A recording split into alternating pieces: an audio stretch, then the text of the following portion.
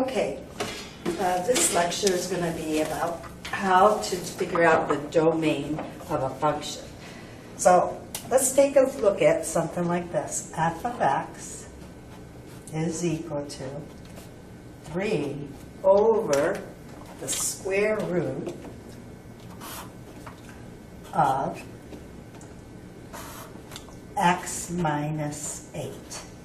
Now, when we're looking for the domain, we're wondering what the restrictions are. Now, if you recall, the restrictions on a radical that has an even index, so what's the index here is 2, an even index, if the radicand, which is the expression underneath, has to be greater than or equal to 0. So usually we would say x minus 8 has to be greater than or equal to 0, but since it's in the denominator, we don't want this ever to be 0. So can you see if I put in 3 divided by, and then I'm doing f of 8, 8 minus 8, the square root of 0 would be 0. Well, 3 divided by 0 would be undefined.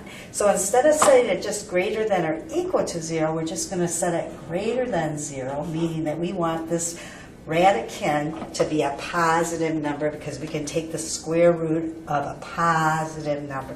Okay, and then to complete this, what do we have to do? We have to add 8. So it looks like if we solve that, x has to be greater than 8. And that's the domain. So then the domain is x has to be greater than 8.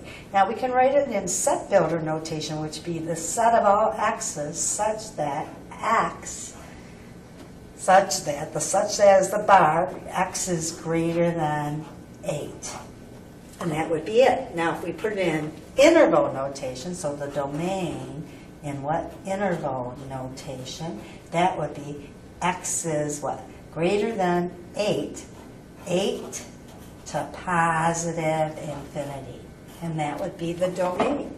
That's the domain of that function.